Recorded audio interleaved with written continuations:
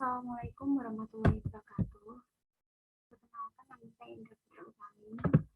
Saya dari Prodi PPSB NIM 2020-34026. Di sini saya akan menjawab soal dan mempresentasikan UTS ekonomi.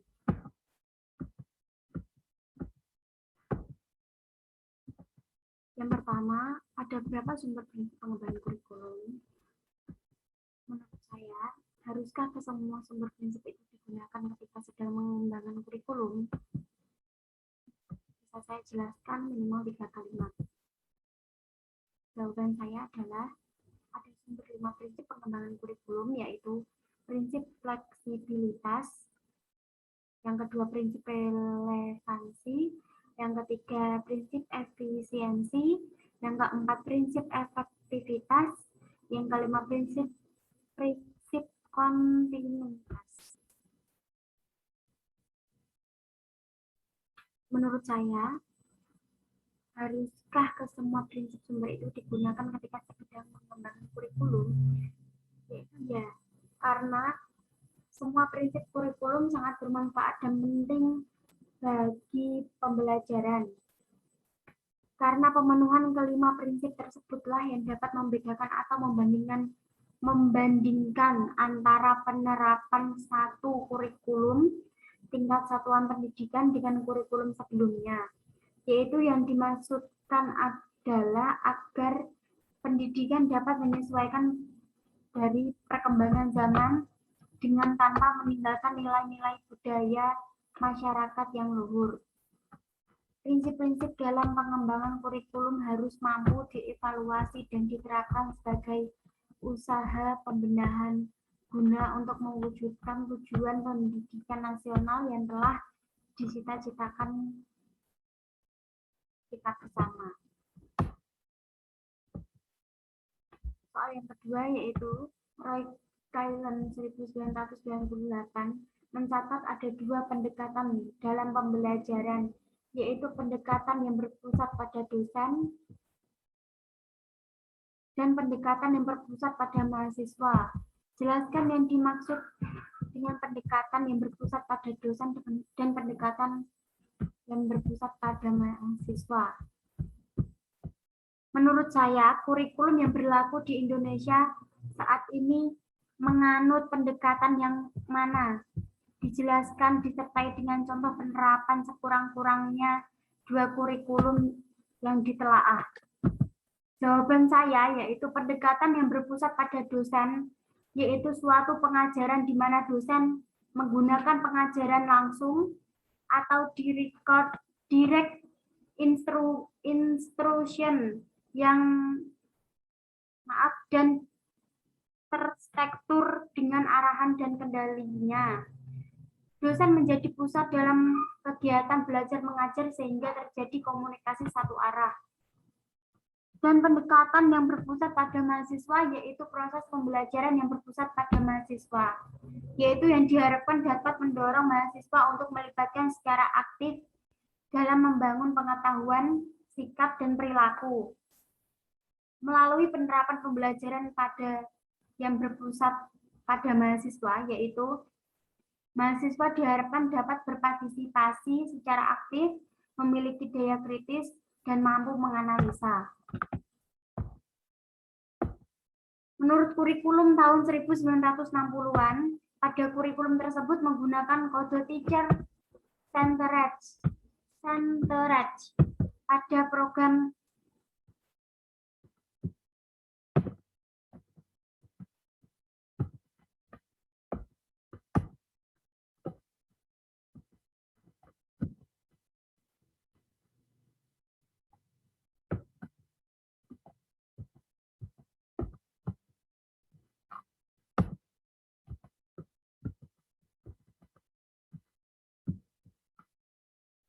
pada teacher centered. Pada proses pembelajarannya, guru lebih aktif menjelaskan materi pada siswa. Pada kurikulum 2013 ini menggunakan metode student centered. Karena pada kurikulum 2013 ini, guru menuntut siswa agar lebih aktif dan lebih bisa berpikir dalam proses pembelajaran berikutnya.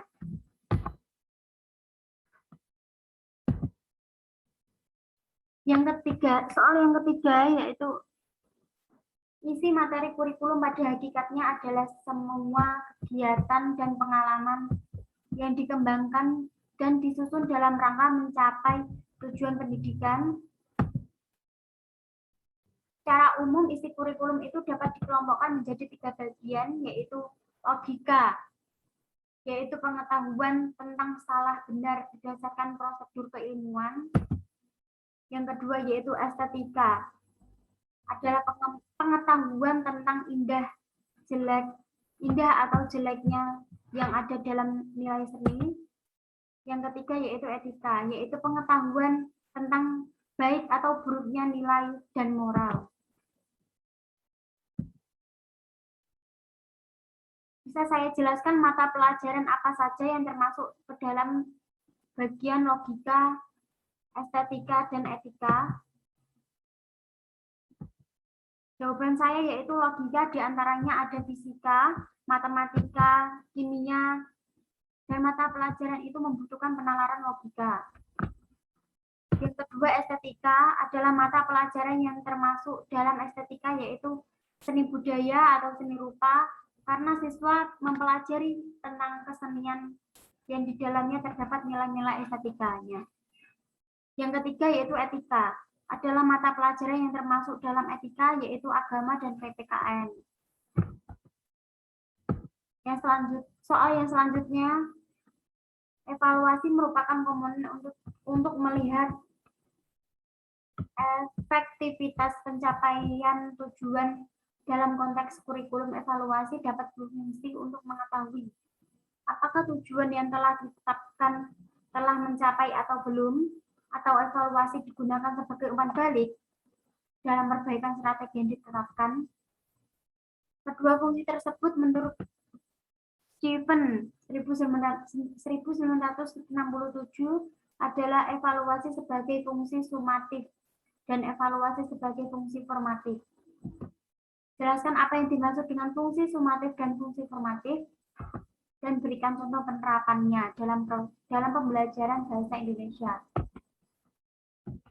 Jawaban saya adalah fungsi sumatif, yaitu untuk menentukan apakah nilai yang diperoleh dari hasil penilaian siswa dapat dinyatakan lulus atau tidak lulus. Fungsi formatif yaitu evaluasi yang dilaksanakan oleh guru selama dalam perkembangan atau dalam kurun waktu proses pelaksanaan suatu program pengajaran semester. Contoh penerapan dalam pembelajaran bahasa Indonesia jenjang SMP, yaitu yang pertama formatif. Guru menjelaskan materi mengenai teks eksposisi dan guru memberikan sebuah ulangan atau tes kepada siswa yang bertujuan untuk mengetahui kemampuan siswanya.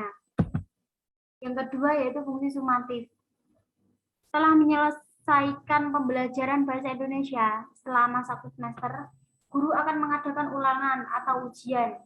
Ujian itu bisa berisikan materi yang telah diajarkan selama 1 semester ini, dan guru berhak menyatakan lulus atau tidaknya kepada siswanya.